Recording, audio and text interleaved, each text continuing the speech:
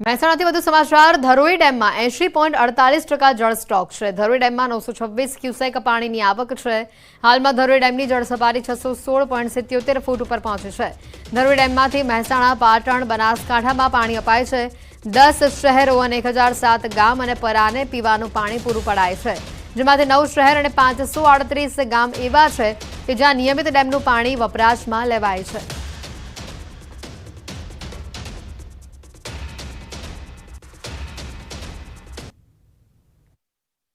उत्तर गुजरातनी जीवादोरी समान धरोई डेम में हाल में जे पानीनो जत्थो होय छे ते 80% करता वधु भरायो छे। एटले के उत्तर गुजरात माटे सारामां सारा समाचार कही शकाय छे के धरोई डेम में 80% करता वधु पानीनो जत्थो उपलब्ध था। आगामी दिवसों जे उत्तर गुजरातना अनेक जे गामो होय छे तेमने पीवानी जे पानीनी समस्या होय छे जोवा नहीं मळे।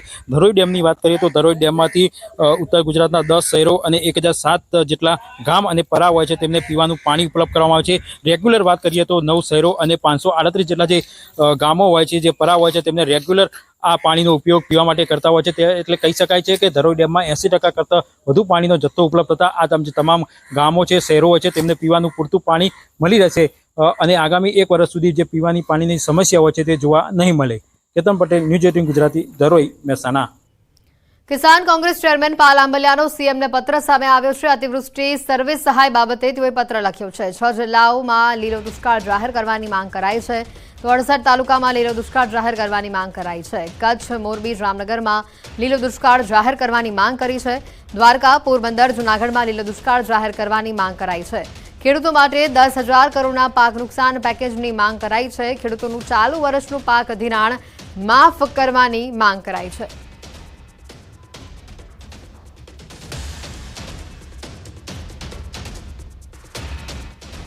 લીલો દુષ્કાળ જાહેર કરવામાં આવે, ખેડૂતોને ચાલુ વર્ષનું પાક ધિરાણ છે એ માફ કરવામાં આવે, જમીન ધોવાણનું અલગથી વળતર આપવામાં આવે, પશુ સહાય આપવામાં આવે।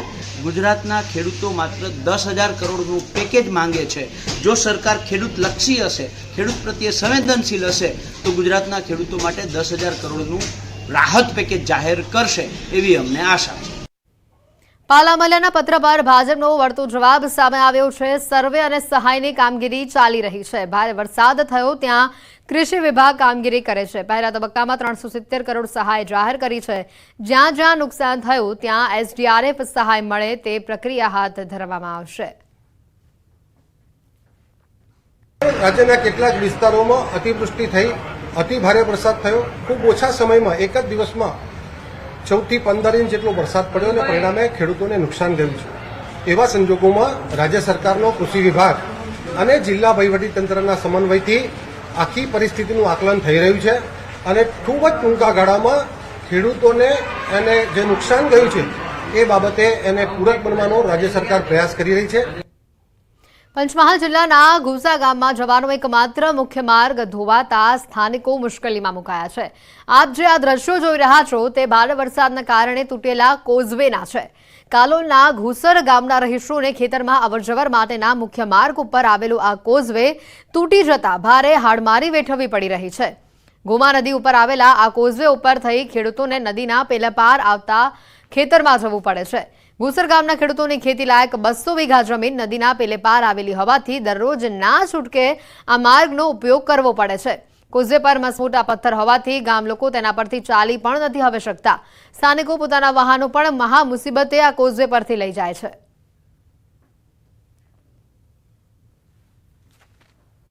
આ નદી છે એ ગોમા નદીના નામે ઓળખાય છે।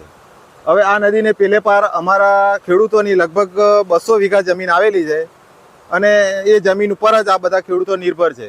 ચોમાસા દરમિયાન દર વર્ષે એવું બનતું હોય છે કે આ પુલ ધોવાઈ જાય છે। વચ્ચે હમણાં 2 દિવસ પહેલા ઘાસચારો લેવા નીકળ્યો ત્યારે પુલ ઉપરથી બાઇક લઈને નીકળતો હતો અને આ પથ્થરમાં બાઇકનો સ્લીપ થવાથી હું પડી ગયો અને પગમાં પણ વાગેલો છે। તો અમારે સરકારશ્રીને વિનંતી છે કે વહેલી તકે અમારા કોઝવેનું સમારકામ કરે અને સ્થાનિકો કહી રહ્યા છે કે અહીંયા દર ચોમાસામાં કોઝવેનું ધોવાણ થયા બાદ માટી પુરાણ કરવામાં આવે છે અને જે આ વર્ષે હજી સુધી કરવામાં આવ્યું નથી. આ પથ્થરવાળા માર્ગ ઉપરથી પસાર થતા 3 ખેડૂતો પથ્થરના કારણે પટકાઈને ઈજાગ્રસ્ત થઈ ચૂક્યા છે, જેમાંથી એક ખેડૂતને પગ ફ્રેક્ચર થતા હાલ વડોદરા હોસ્પિટલમાં સારવાર અપાઈ રહી છે. આ સર્જિત સ્થિતિમાંથી કાયમી મુક્તિ મળે તેના માટે યોગ્ય પુલ બનાવવામાં આવે તેવી હાલ હંગામી ધોરણે માંગ ઉઠી છે અને સાથે માટી પુરાણ પણ કરવામાં આવે તેવી પણ હાલ ખેડૂતો માંગ કરી રહ્યા છે.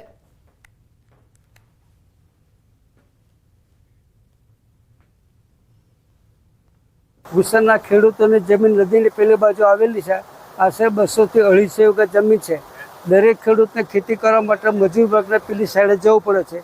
છેલ્લા 2-3 વર્ષથી ગોમાળે જે કોઝવે બ્રિજ ધોવાઈ જાય છે.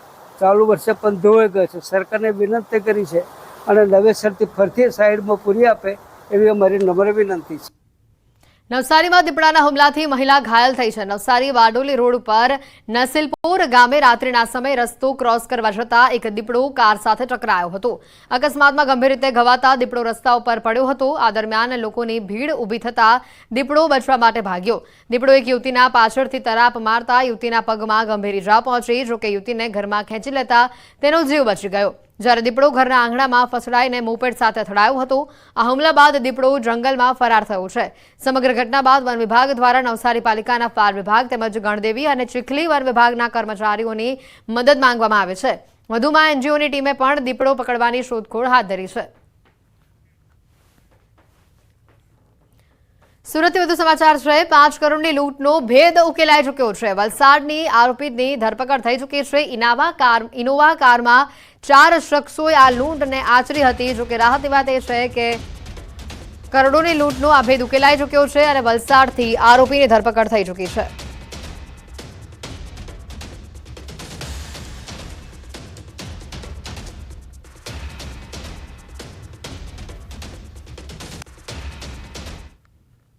એમના ભોગ બનનારને કહેવા મુજબ છેલ્લા 20-22 દિવસથી એમના સંપર્કમાં છે અને 6 મહિનાથી એમને કોઈ બીજા વ્યક્તિ સાથે વાત ચાલતી હતી અને એણે શ્રીકાંતને એ લોકોને કહ્યું અને એમણે પછી આનો ભરત અમારી સાથે ફોનલાઈન પર સંવાદદાતા જોડાઈ ચૂક્યા છે. ભરત, જે રીતની આ ઘટના સામે આવી છે, વલસાડથી આરોપીની ધરપકડ થઈ ચૂકી છે, વધુ અપડેટ શું?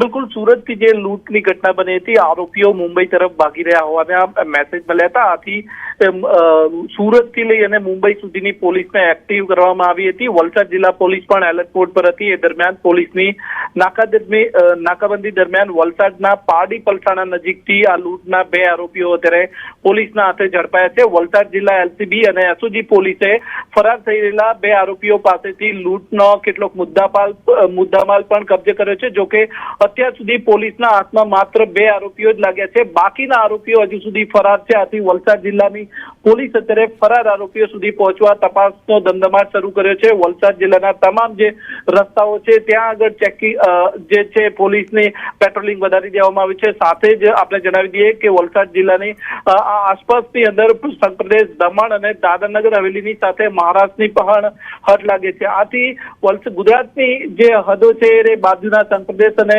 મહારાષ્ટ્રને લાગે છે ત્યાં આગળ પોલીસ પણ જે ચેકિંગ છે વધારી દેવામાં આવ્યું છે. આમ અત્યાર સુધી વલસાડ પોલીસ દ્વારા 2 આરોપીઓને ઝડપવામાં સફળતા મળી હોવાના અત્યારે અહેવાલ મળી રહ્યા છે.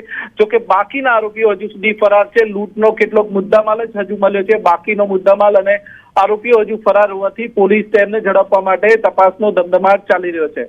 આભાર ભરત, માહિતી બદલ.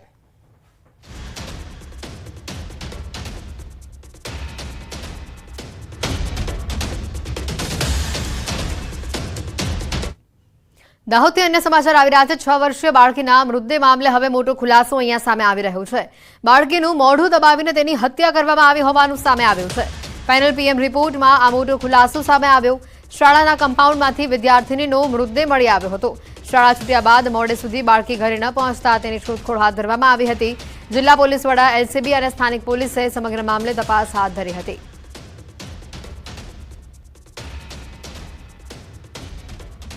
હાલમાં પીએમનો પ્રાથમિક અહેવાલ જે અમને પ્રાપ્ત થયો છે એ મુજબ એમના મૃત્યુનું કારણ એસ્ફેક્સિયા ડ્યુ ટુ સ્મુધરિંગના કારણે મરણ ગયેલ છે. મતલબ એમનો શ્વાસ રૂંધી જવાથી બાળકનું મરણ ગયેલ છે.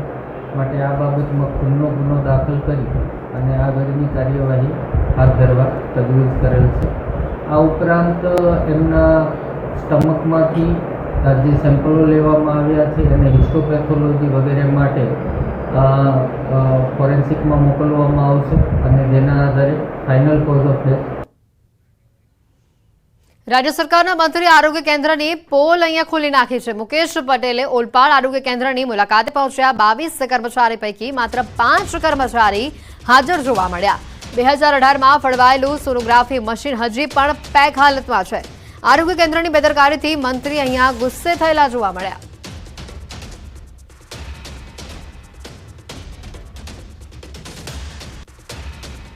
તમારા આ 22 માંથી ખાલી 5 હાજર છે. તમારા સુપ્રિન્ટેન્ડન્ટ રોજ 1 થી 4 માં એ ઘરે ચાલ્યા જાય, જહાંગીરપુરા સુરત, ઓલપામાં નોકરી કરીને સુરત ચાલ્યા જાય, એ કેમ ચાલે?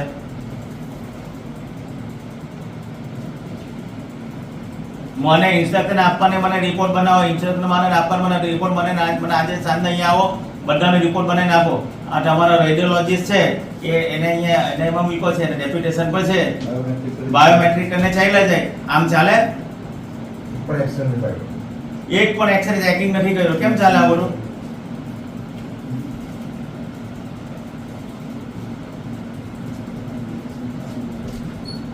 મને આજે સાંજ સુધી બધો રિપોર્ટ જોઈએ. નર્મદાના ડેડિયાપાડામાં આધાર કાર્ડ માટે હાલાકી લોકોને ભોગવવી પડી રહી છે. રેશન કાર્ડ અને આધાર કાર્ડમાં કેવાયસી માટે લાંબી કતારો લાગી છે. આધાર કાર્ડ કઢાવવા રાત્રે જ લાઈનો લાગતી હોવાનો દાવો કરવામાં આવી રહ્યો છે. કચેરીમાં ધીમી ગતિથી કામ થતું હોવાનો પણ આરોપ છે. આ સાથે સર્વર ધીમું ચાલતું હોવાનું પણ તંત્રનું રટણ યથાવત છે. મહેસાણાથી સમાચાર આવી રહ્યા છે. જિલ્લાના કડીમાં ખેડૂતો તેમજ સ્થાનિકો હાલ પરેશાન બન્યા છે. કડીના રાજપુરના લોકો બોરમાં નીકળી રહેલા લાલ પાણીને લઈને ભારે મુશ્કેલીનો સામનો કરી રહ્યા છે. ઘણા સમયથી બોરમાંથી લાલ પાણી આવી રહ્યું છે અને છેલ્લા 20 દિવસથી પાણીમાં લાલાશ એ વધી ગયેલી જોવા મળી છે. આ ઘટનાને પગલે પોલ્યુશન અધિકારીએ સ્થળ પર પહોંચી પાણીના સેમ્પલ લીધા. ફેક્ટરીઓ ભૂગર્ભમાં વેસ્ટ કેમિકલ ઉતારતા હોવાનો સ્થાનિકોએ આક્ષેપ લગાવ્યો. ફેક્ટરીઓમાં તપાસ કરવા સ્થાનિકો માંગ કરી રહ્યા છે. 100 મહિનાથી સર એટલું ડેન્જર પાણી આવે છે, એનાથી સર કેન્સરના પ્રમાણે વધી રહ્યું છે અને ખેતરમાં જો સર જે શાકભાજી થાય એનાથી બી સર અમને બહુ નુકસાન થાય છે. અમે સેમ્પલ તો સર આ લગભગ 100 થી 12 મહિનામાં 2 થી 3 વખત સેમ્પલ લઈ ગયા, પણ એનું કોઈ અમને સર રિપ્લાય, કોઈ સારું કોઈ જવાબ મળતો નથી સર. અને સર આ પોઈઝન અમે પીએ ને તો આપ માનો તોય ચાલે સર. અમારા બોરમાં પાછલા 2 વર્ષથી લાલ પાણી ચાલુ થયું છે અને 6 મહિનાથી સાહેબ વધારે પાણી ચાલુ થયું છે. અમારા આજુબાજુ કેમિકલની કંપનીઓ સાહેબ 20 થી 25 હશે કંપનીઓ, બધા ડ્રિલિંગ કરીને જમીનમાં પાણી ઉતારે છે અને એ જમીનમાં પાણી ઉતારે છે એટલે અમારે અહીંયા આગળ પાણીની બહુ તકલીફ પડે છે અને કેમિકલ વાળું પાણી આવે છે. ઓછામાં ઓછા લગભગ અમારા રાજપુર ગામમાં 20 બોરમાં પાણી આવતું હશે કેમિકલનું. બોરમાંથી જે કલરવાળું પાણી આવે છે એટલે બોરના સેમ્પલ લઈ એના પેરામીટર ચેક કરી જે તે ઇન્ડસ્ટ્રી લાગતી વળગતીમાં જાણવા મળશે એની પર કડક એક્શન વડી કચેરી ગાંધીનગરથી લેવામાં આવશે. મહેસાણા જિલ્લાના કડીમાં કેમિકલયુક્ત ઘાસચારાથી પશુના મોતનો આક્ષેપ થઈ રહ્યો છે. કડીના રાજપુર ગામે પાશ્વ ઇન્ડસ્ટ્રીયલ પાર્કમાં આવેલી ખાનગી કંપની પર પશુ માલિકે આક્ષેપ લગાવ્યા છે. પશુ માલિકે કહ્યું કે કંપનીનું કેમિકલ ઉડીને ઘાસચારા પર પડ્યું અને આ ઘાસચારો ખાવાથી પશુઓના મોત થયા. આ મામલે પોલ્યુશન વિભાગના અધિકારીઓએ સ્થળ પર પહોંચી કેમિકલવાળી માટીના પોલ્યુશન વિભાગે સેમ્પલ એકઠા કર્યા. પશુ માલિકે કહ્યું કે પીએમ રિપોર્ટમાં પણ કેમિકલયુક્ત ઘાસચારો ખાવાથી મોત થયું હોવાનું સામે આવ્યું છે. આ કંપનીમાંથી જે કેમિકલ ઉડી અને પાઇપ ફાટીને મારી આ ખેતરના ઘાસચારા પર પડ્યું હતું અને આ ઘાસચારો હું કાપીને ઘરે લઈ ગયો હતો અને એના લીધે એના પેટમાં પોઈઝન થઈ ગયું. મેં રિપોર્ટે કરાયા અને એનું પોસ્ટમોર્ટમે કરાયું તો એના રિપોર્ટમાં એ જ આવે છે કે આ કેમિકલના લીધે ઘાસચારો ખાઈ ગઈ છે ભેંસો અને એના લીધે એને પોઈઝન થઈ ગયું છે. ફરિયાદ અન્વયે જો ભેંસો જે મરી ગઈ છે એ કંપનીની પાછળ જે કંઈ જાણવા મળ્યું છે એના સોઇલના સેમ્પલ લીધા છે. ફરિયાદીએ જણાવ્યું કે આ જગ્યા ઉપરથી જે કંઈ ભેંસોને મરી ગઈ છે તો એ જગ્યા ઉપર ને સોઇલમાં શું કન્ટામિનેશન છે કે એ માટે ચેક કરવા માટે સેમ્પલ લીધા છે. વડોદરામાં મનપાના અણઘડ વહીવટથી ઈ રિક્ષાઓ હાલ ધૂળ ખાઈ રહી છે. સત્તાધીશોના વધુ એક અણઘડ વહીવટથી આ લાખો રૂપિયાના ખર્ચે વસાવેલી ઈ રિક્ષાઓ ભંગાર બની ચૂકી છે. ડોર ટુ ડોર કચરાના કલેક્શન માટે ઉપયોગમાં લેવાતી ઈ રિક્ષાની દરકાર ન લેવાય. 5 વર્ષ અગાઉ વુડા દ્વારા ભાયલી ગ્રામ પંચાયતને આ ઈ રિક્ષા ફાળવવામાં આવી હતી. તંત્રના 2 વિભાગો વચ્ચે સંકલનના અભાવે પ્રજાના પૈસાનો વેડફાટ કરાયો. આવારા તત્વોએ ઈ રિક્ષાનું ભંગાર વેચી નાખ્યું તો ચાર્જિંગ પોઈન્ટના વાયરો અને કેટલાક બોર્ડ પણ ચોરાઈ ચૂક્યા છે. અધિકારીઓની લાપરવાહીના કારણે ઈ રિક્ષા ધૂળ ખાતી હોવાનો કોંગ્રેસ નેતા ચંદ્રકાંત શ્રીવાસ્તવે આરોપ લગાવ્યો છે. તો બીજી તરફ સ્ટેન્ડિંગ કમિટીના ચેરમેને જણાવ્યું કે ઈ રિક્ષાના કેટલાક પાર્ટ્સ બગડી ગયા છે, જે રિપેરિંગ કર્યા બાદ ઉપયોગમાં લેવામાં આવશે. હુડા દ્વારા ભાયલી ગ્રામ પંચાયતને ઈ રિક્ષાઓ કચરો ભરવા માટે ભાયલી ગામના તમામ રહેતા લોકો માટે આપેલી હતી, પણ એ ઈ રિક્ષાઓ અત્યારે સ્મશાનમાં ધૂળ ખાય છે. અધિકારીઓ ફક્ત 8 કલાક અને નોકરીમાં કેટલા રૂપિયા મળે છે અને એના સિવાય બીજા કેટલા રૂપિયા મળે છે એની જ શોધમાં હોય છે. બાકી નાગરિકોને સાચી દિશામાં કામ કરવા માટે બહુ ઓછા લોકો રહી ગયા છે. એની બેટરી અને સ્પેર પાર્ટ્સ બગડી ગયેલા છે જે રિપેરેબલ નથી, છતાં એક્સપર્ટ દ્વારા એનું એસેસમેન્ટ કરી અને ઉપયોગમાં આવતી હોય, રિપેરેબલ હોય તો એને કરાવી અને એના કોઈ અન્ય ઉપયોગમાં લેવાતી હશે તો એની ચકાસણી કરવામાં આવશે. તરણેતરના મેળામાં સર્જાયેલા વિવાદને લઈને કેબિનેટ મંત્રી મુળુ બેરાએ નિવેદન આપ્યું છે. તેમણે કહ્યું કે તરણેતરના મેળામાં જે સમાચાર છે તે મુદ્દે તપાસ કરવા તેઓએ જણાવ્યું છે. તપાસ બાદ પગલાં લેવામાં આવશે. જે કસૂરવાર હશે તે વ્યક્તિ સામે પગલાં લેવાનું તેઓએ જણાવ્યું છે.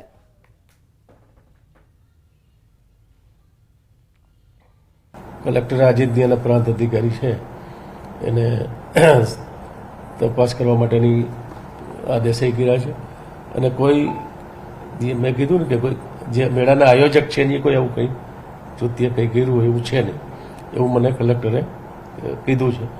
પણ કોઈ અન્ય વ્યક્તિઓએ આવું કંઈ હશે તો એની અમે જે પગલાં લેવાના થતા હોય એ 100% જિલ્લા મેજિસ્ટ્રેટ તરીકે અને જિલ્લા પ્રશાસન તરીકે કલેક્ટરશ્રી લેશે.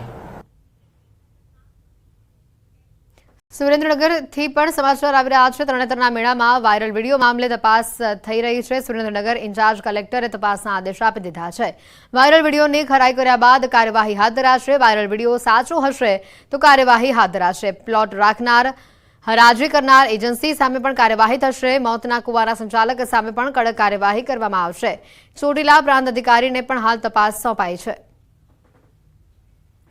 તરણેતરના લોકમેળામાં અભદ્ર ડાન્સનો વિડીયો વાયરલ થયો છે. લોકમેળામાં મોતના કુવાના સ્ટેજ ઉપર યુવતીઓના ઠુમકા સામે આવ્યા.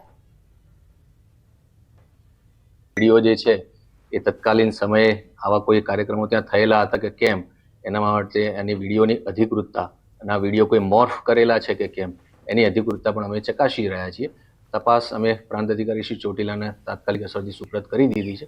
એની અધિકૃતતાની બાબતે ચકાસણી થઈ જાય અને આવી કોઈ પ્રવૃત્તિ ત્યાં થઈ હશે તો તરણેતરનું મેળાનું જે આયોજન છે એ ગ્રામ પંચાયત કરતી હોય છે અને એના જે ઓક્શન, જે પ્લોટોની હરાજી હોય છે, જે એજન્સીને આપવામાં આવેલી હોય, જે કોઈ પ્લોટમાં આવી પ્રવૃત્તિ થઈ હશે તો એ પ્લોટ ધારક એજન્સી વિરુદ્ધ અમે કડકમાં કડક કાર્યવાહી કરીશું.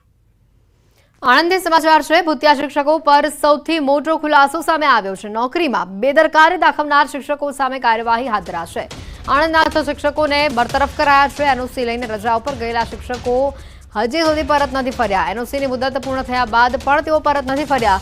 ઉમરેઠ, સુચિત્રા, ખંભાત, તારાપુરના 4 શિક્ષકો જિલ્લા પ્રાથમિક શિક્ષણ વિભાગે હાલ કાર્યવાહી કરી છે. આણંદ જિલ્લા પંચાયતે શિક્ષણ વિભાગને જાણ કરી હતી.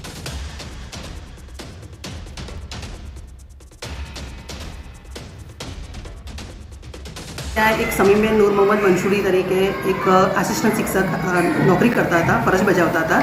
19/8/2019ના રોજ તેઓ 3 મહિનાની એનઓસી લઈ અને વિદેશ ગયા હતા.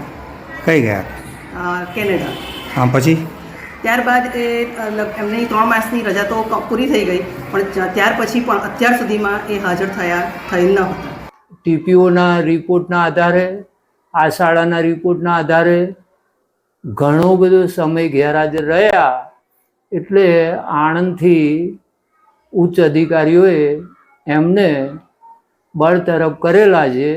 અમારા શાળાના શિક્ષિકાબેન ગૌરીબેન હસમુખભાઈ રાણા, તેઓ તારીખ 17/5/22થી 13/8/22 સુધી એનઓસી લઈને વિદેશ ગયેલ હતા અને તેઓ પોતાના સમયસર શાળામાં હાજર થયેલ ન હતા. તેની જાણ મેં જિલ્લા પ્રાથમિક શિક્ષણ અધિકારીની કચેરીમાં કરેલ હતી અને તેઓએ તે બદલ યોગ્ય પગલાં લીધેલ છે. પટેલ હાર્દિક કુમાર વિષ્ણુભાઈ છેલ્લા ઘણા સમયથી વગર રજાએ શાળામાં ગેરહાજર રહેતા હતા. તેની જાણ અમે જિલ્લા પંચાયત શિક્ષણ કચેરી આણંદને કરેલી. તો જિલ્લા પંચાયત કચેરી દ્વારા તેમને નોટિસ આપવામાં આવેલી. એમને હાજર થવા માટે ટાઈમ પીરિયડ આપેલો, ટાઈમમાં પણ હાજર થયેલ નથી. તેથી જિલ્લા પંચાયત શિક્ષણ કચેરી દ્વારા સદર શિક્ષકને બરતરફ કરવામાં આવેલા છે. 6 શિક્ષક હતા કે જે એનઓસી લઈ અને પરદેશ ગયેલા અને એમની 3 મહિનાની મુદત દરમિયાન હાજર ન થતા એમને 3 ટર્મ નોટિસો આપ્યા બાદ અહીંથી આપણે એમને બરતરફ કરેલા છે. યાત્રાધામ અંબાજી ખાતે અંબાજી મંદિરમાં આજે પ્રક્ષાલન વિધિ યોજવામાં આવી હતી અને આ પ્રક્ષાલન વિધિ દર વર્ષે ભાદરવી પૂનમ પછીની ચોથે કરવામાં આવે છે.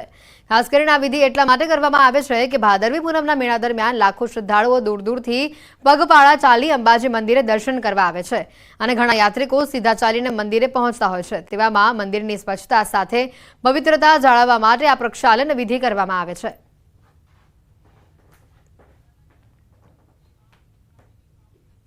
અમે અહીંયા પ્રક્ષાલન વિધિ માટે આવીએ, જે પૂનમ પછી જે અશુદ્ધિ થઈ હોય એને નિવારણ કરવા માટે અહીંયા આવીએ છીએ અને ઘરના આખા સાફ કરીને ધોઈએ છીએ. અમે એના ઘસારા પેટે અમે એક સોનાનો સિક્કો ગીની આપીએ છીએ દર વર્ષે, એ માતાજીને અર્પણ કરીએ છીએ. ગર્ભગૃહમાં જ્યાં આગળ મંદિરમાં માતાજી બિરાજમાન છે ત્યાં આગળ પણ શાસ્ત્રોક્ત વિધિથી આ જે પ્રક્ષાલન વિધિ છે તે કરવામાં આવે છે. વર્ષોથી અમદાવાદનો જે સોની પરિવાર છે એ આ પ્રક્ષાલન વિધિ કરે છે.